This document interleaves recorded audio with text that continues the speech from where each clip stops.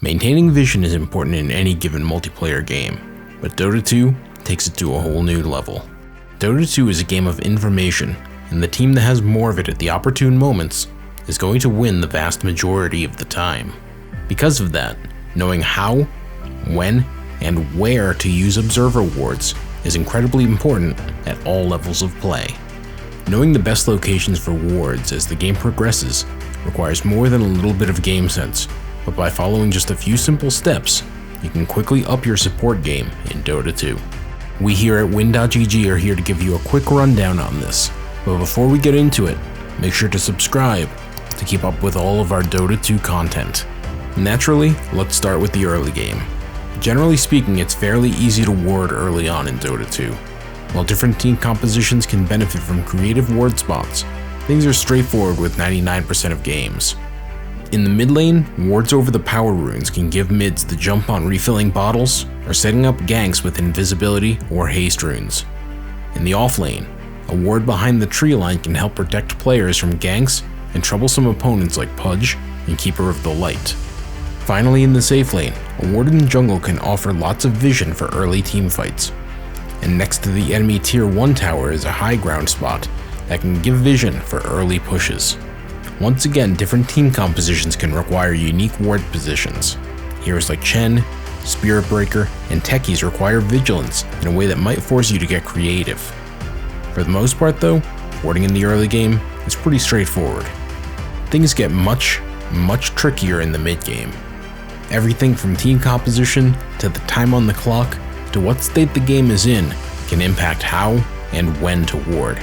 Much of this can be addressed by just asking yourself one simple question. What is your team going to be doing 2 minutes from now? Is your team going to be pushing down a tier 1 tower in the offlane? Well, sneaking out and planting a ward around it might be the way to go. What if your bounty hunter and lifestealer are going to start looking for ganks? Then a deep ward in the enemy jungle could set them up for success.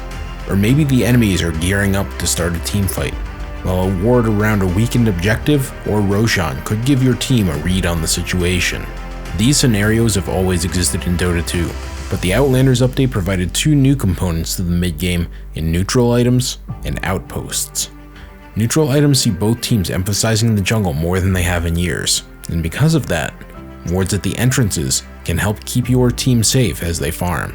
Meanwhile, outposts were specifically added to the game to give teams something to fight about every 10 minutes. Putting a ward down at the 15 or 25 minute mark in the nearby jungle will give you a read on teams looking to capture an outpost to steal away your XP boost. When the game is reaching its end, the purpose of warding becomes a bit more straightforward. If your team is behind, planting a ward that gives you an extra bit of vision for defending your base or maintaining your core's ability to farm the jungle is key. On the flip side, if your team is in the lead, you're warding in order to keep your opponents bottled up. Deep wards on the high ground spots around the enemy base can manufacture a pickoff that sets up that game-winning push. In both cases, players can use Smoke of Deceit in order to sneak around and plant wards more safely.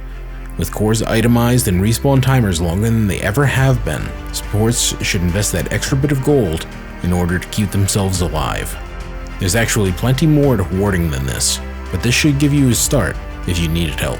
We're going to wrap things up here, but if you liked this video, make sure to give us a thumbs up, and if you have any other thoughts on warding, feel free to leave a comment, and naturally, subscribe to keep up with all of our Dota 2 content.